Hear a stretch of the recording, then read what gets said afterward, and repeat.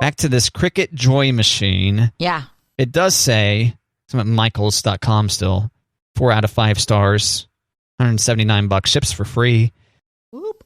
Cuts 50 plus materials, including iron-on, cardstock, vinyl, paper, and smart material. So yeah, I guess you could go ahead and come up with like a screen print kind of deal off this. Oh, there you go. Huh. Look at that. It says make happiness every day. That's why it's called Cricket Joy, right? Happiness every day? Yeah, I guess so. I don't know. I'm kind of like trying to decide if I want to label my fridge, Matt. Oh, yeah, this has a coffee cup that says Mia on it. So you could print off our Don't Talk to Me Until I've Had My Matt and Kate cups. Yeah. Tumbler. You're going to label your refrigerator? I was thinking about it. Okay. How so? Like meat, fruits, veggies, condiments. Yeah.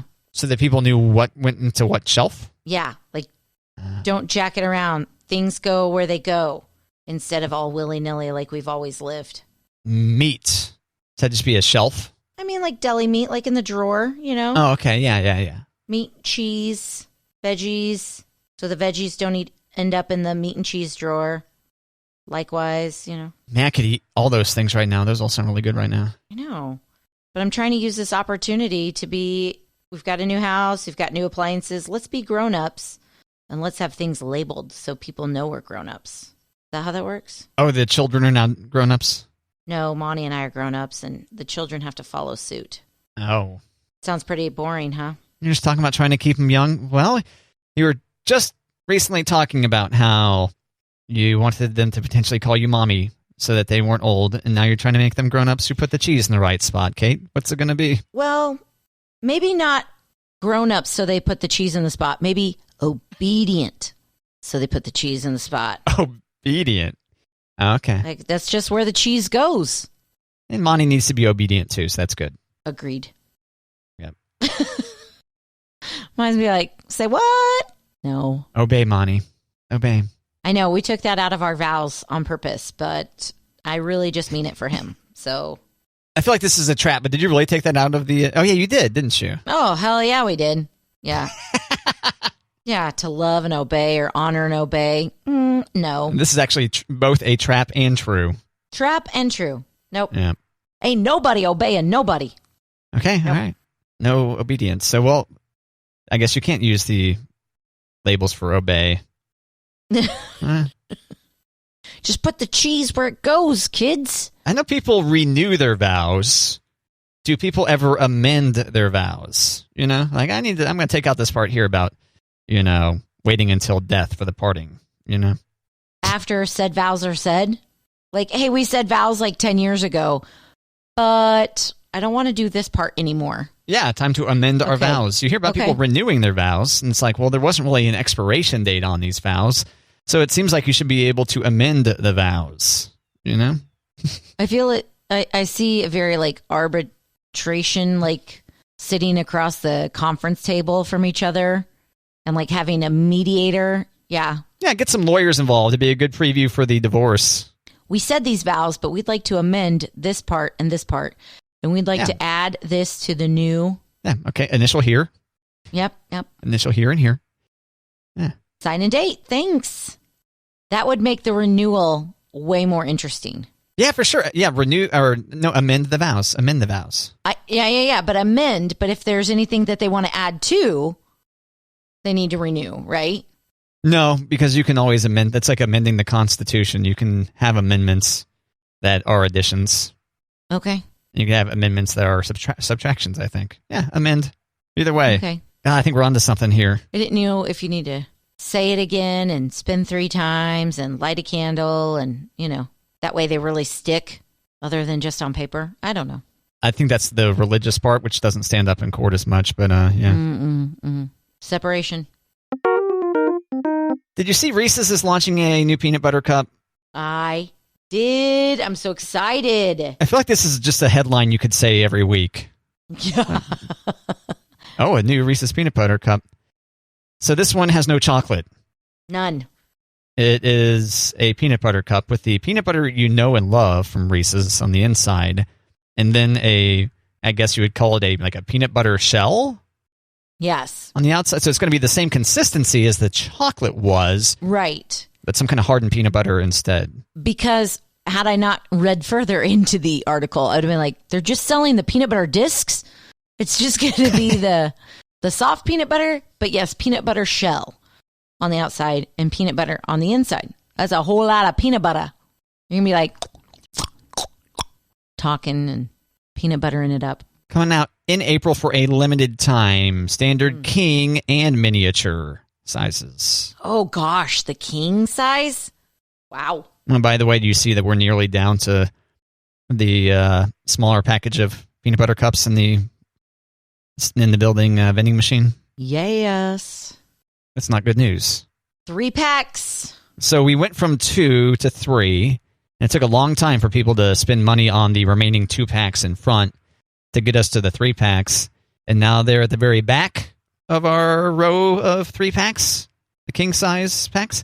Our 2 packs again. We're downgrading to 2 packs. I mean, did anybody have a conversation with the vending machine company? Like, what's happening here? Can we get more of these 3 packs? I'm not sure when he's coming. I haven't seen the vending machine guy or gal. I'm not sure at last check. It's a vending machine guy. Anyway, haven't seen them around in a while. And we're going to have to corner him when we do. Hey, buddy, what's happening? We want the 3 pack back. Yeah, I'm curious. Yeah, it's the guts. I wonder, okay, back to Reese's peanut butter cups. Yeah, which we're talking about. Yes, back to the peanut butter cups. Different variations. Okay, yes. So the latest variation being the peanut butter cup that has a peanut butter exterior shell. Yes. Okay, and so the other ones? You know, they like you said, they've been changing them up a little bit. I recently read that Oreos, regular Oreos, the sales of regular traditional Oreos have skyrocketed because people will be in the aisle and they're like, oh, that's a weird flavor that Oreo came out with, and they'll just buy the regular. So, like, I started thinking, wow, Oreo's getting a little crazy with some of these flavors. The sales of regular Oreos are skyrocketing. I guess it makes sense if you're surrounded by Oreos, you might say, oh, Oreos are pretty well. They're paying a lot of money for merchandising. Then, yeah, those companies do have to pay some money to be that prominently featured. Shelf space and everything. Yeah. Have you tried? You probably haven't, but I'm going to ask anyways. Have you tried any Oreos of different flavors than the original? Now that you mention it, I don't think I ever have. Back when I was a kid, I loved Oreos, and double stuff was the way to go. Okay. But I don't think I've ever tried any of the spin-off Oreos, no. Like mint Oreos? Oh, maybe I did have mint Oreos. Those have been around for a while. Okay. What about lemon Oreos? No, I don't think so. That's with the vanilla cookie, not the chocolate cookie, because that'd be weird, the chocolate and the vanilla, or the chocolate and the lemon. Oh, yeah. I think I've had that, too. Yeah, I do think I'm familiar with those, yeah. Okay. Those are fantastic. I have not gone too crazy on the Oreos, but there is one Oreo that I thought was going to be like, are you kidding me? That is amazing, Matt. What's that? The carrot cake Oreo. Oh, I hadn't even heard of that one. The carrot cake Oreo, it's like almost like a cinnamon cookie and cream cheese frosting. And it is so good. That sounds pretty good, yeah. And it's got like just a little bit, it's not a double stuff, but it's not a single fluff. It's almost like a 1.5 fluff, but they don't advertise it like that, like 1.5 fluff. They're just like carrot cake Oreos, and they are so good. That's called fluff? I don't know what it's called. Oh, I figured it was just called stuff. 1.5 stuff. It's got 1 stuff, 1.5 stuff, 2 stuffs. Yeah, fluff makes it sounds like marshmallow. Let's take that off. Sorry about that. Not marshmallow. I understand you must be sorry about that with your hatred for marshmallow. I know. So. And marshmallow fluff. Ugh. Yeah, you're right. Reese's has nothing on. Like I keep on bringing up I think we're just suckers for Reese's on this show. We are. But Oreo definitely has the lead on variety, I guess. I think there was even like Lady Gaga Oreos too, right? Yeah, Lady Gaga Oreos. In fact, some of them have Gaga's signature in there. Did you know that? Ooh. Yeah. Yeah. Like a golden ticket? Like if you see you get the Gaga signature, you Get Lady Gaga signature. okay, that's I it. think that's it. And a cookie. No meat dress or anything like that. Unfortunate. Is that too dated of a reference now? I don't know. I don't know how to not think about the meat dress when I think about Lady Gaga, though. Yeah, there was some pop-up museum. They had a Lady Gaga museum somewhere. Do you remember where that was? In Vegas, maybe? Maybe when she was set up in Vegas? Yeah, I don't know. And the meat dress was on display, and it's like, well, that's more of a jerky dress now. Refrigerated item? No, it's just dried out. Ew. So, yeah, like a beef jerky dress. Sorry, old meat just doesn't... Well, yeah, don't say it that way. hot meat. Old meat. Room temperature meat. Yeah. Be a good nickname for someone. Yeah. Hey, old meat. What's going on? I think of it in a different context. I think of it as like women talking about guys that they met online dating. Oh, he was old meat. Yeah, I could see that. As opposed to an affectionately, hey, old meat, welcome back. Yeah, I don't think anyone's using that as a term of endearment. We've saved you your seat at the bar. Yeah, that's a good barfly name. Another round for old meat, please. Yeah. Yeah, it is a good barfly name. Yeah, it's hard. It's harder to yell out than Norm is, but Old meat. yeah. Studio audience goes wild for old meat. That was my studio audience. That was great. I was convinced. I mean, I watched a lot of TGIF growing up, so And Reese was like, where did that whole audience come from? It's a whole crowd of mothers, stage moms. So do you care to try out this peanut butter cup? I don't really. I think you don't? So yeah, the classic Reese's peanut butter cup, what really makes it such a delight is the fact it's the contrast of the chocolate with the peanut butter, whereas this new one, you just have peanut butter encased in a harder shell of peanut butter. I'd like to offer my idea to Reese's. Okay. And I would like a chocolate shell on a peanut butter shell on the peanut butter disc. And the chocolate shell doesn't have to be as thick as the peanut butter shell. And the peanut butter shell doesn't have to be as thick as the chocolate shell. But I think the chocolate shell and the peanut butter shell together could be really good. So you're wanting a Reese's inside of a Reese's? Is that what you're saying? I'm thinking like a 3-layer Reese's. Okay, so there's chocolate, and so it goes chocolate outer shell, then peanut butter. Outer shell. And then, like the same consistency as the chocolate. You know, the shell. Okay. So basically you want to take this new, okay, let me try to explain it this way. This new peanut butter cup that's coming out, it's peanut butter on the inside, and then has a hard peanut butter shell on the outside of that. You want that to be encased in peanut butter?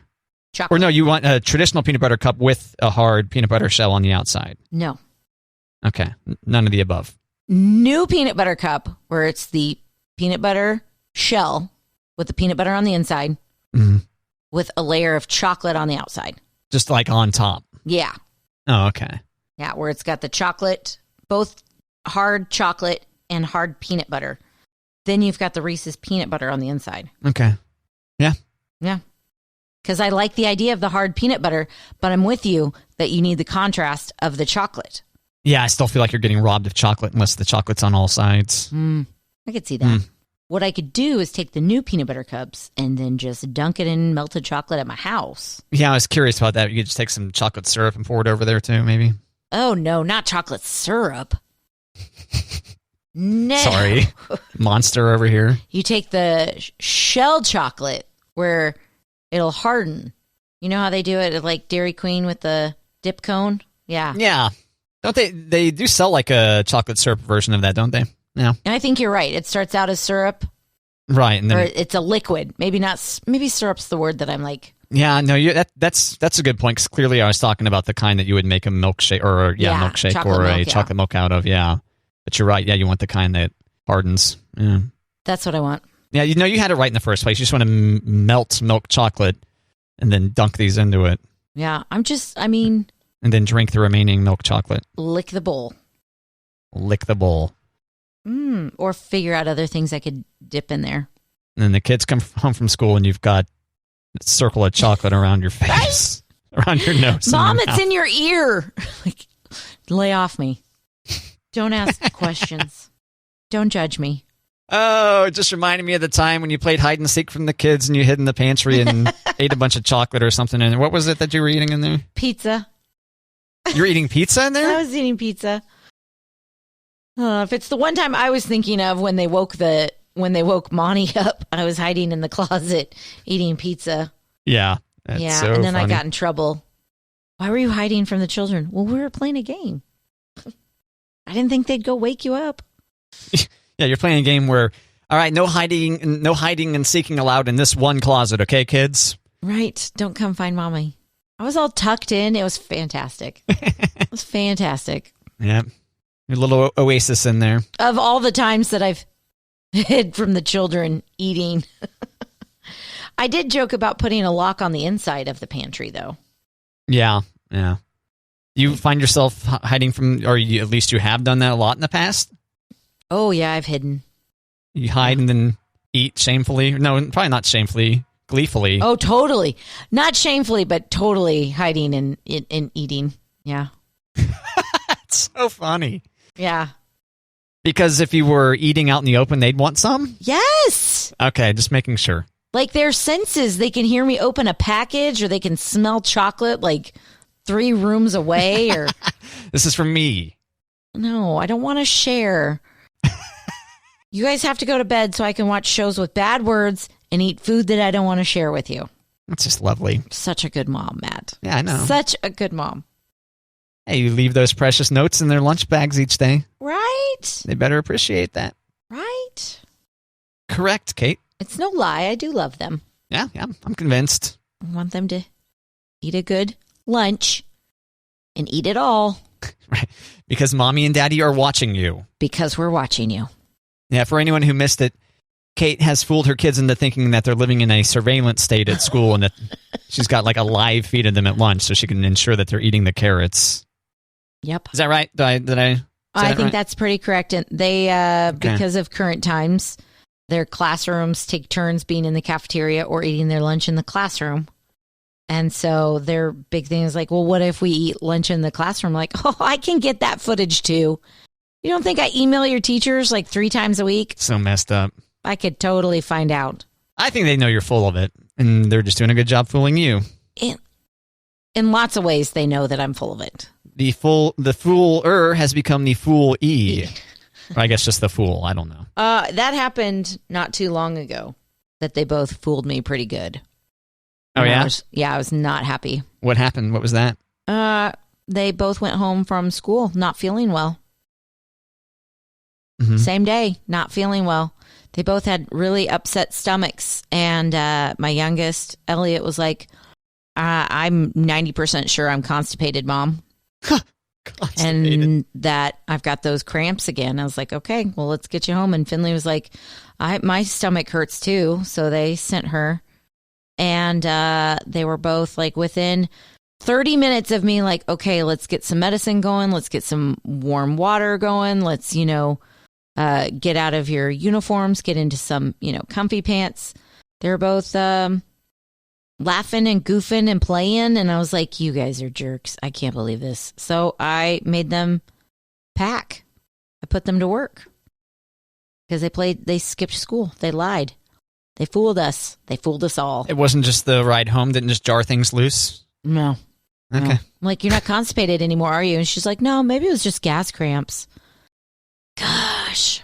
Man, yeah. So I had them pack boxes, and I did get them to donate a bunch of books, though. So that's good.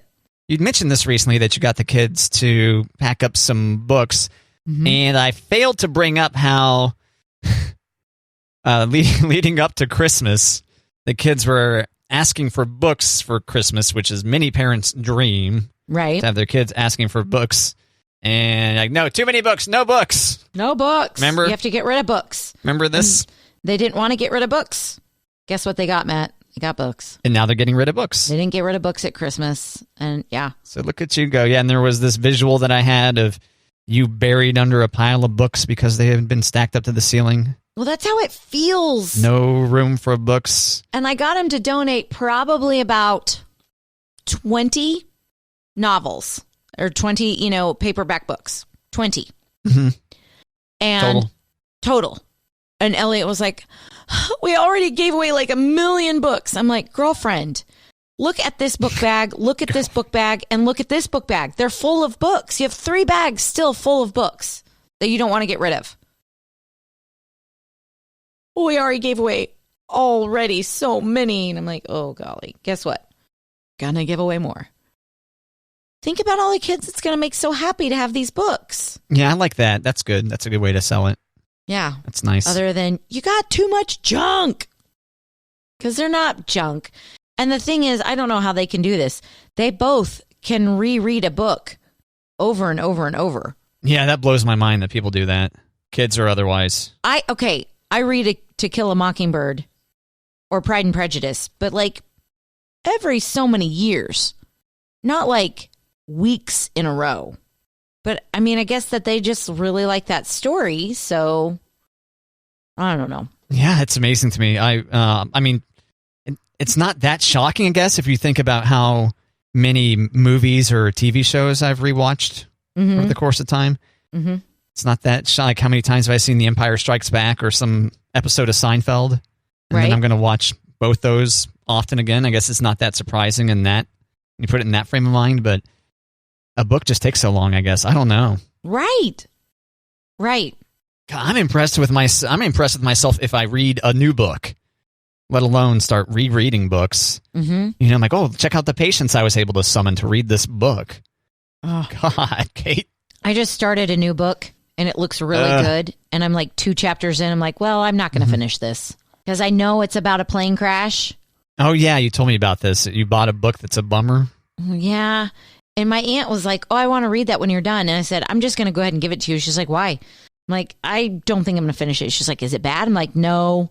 I know there's a plane crash and I know who's on board. So now I don't want to know what happens in the plane crash. So here you go. You can read it. She thinks I get a little too emotionally involved in those things. I'm like, yeah, probably. Now I don't want to ever take my family flying again. Oh, gosh. Road trips only, kids. It's one of the safest places you can be on the planet at any given point in time. Right? An airplane. Yeah, I'm not joking. I know. Leaving this parking lot is far more reckless. Leaving the parking lot of this building is far more reckless than getting onto a plane. Seriously. Whether you're leaving on foot, bicycle, car, compared to being on a plane, it's a plane has shocking safety measures. Shocking. It is, Kate. It's unbelievable. Best place to find yourself reading a book on a plane, you're going to be in good shape. Yeah. Work that brain. I do miss traveling, though.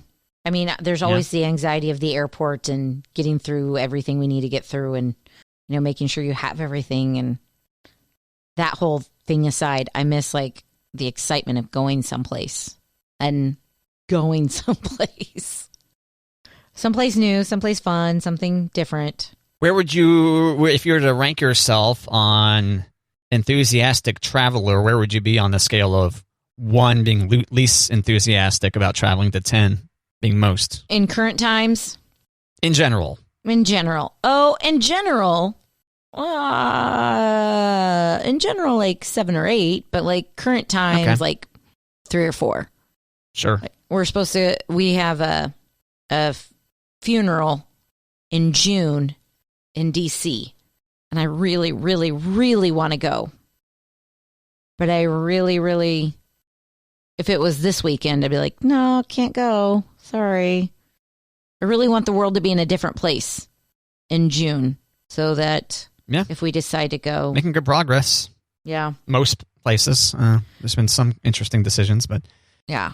You have some friends who are going to Disney World with the kids. They're like, pricing got really reasonable here, and the social distancing measures in effect and all that. And then I had another friend who was like, tell us how that goes, because if the magic remains, we might want to hit that up too. So that's a good idea.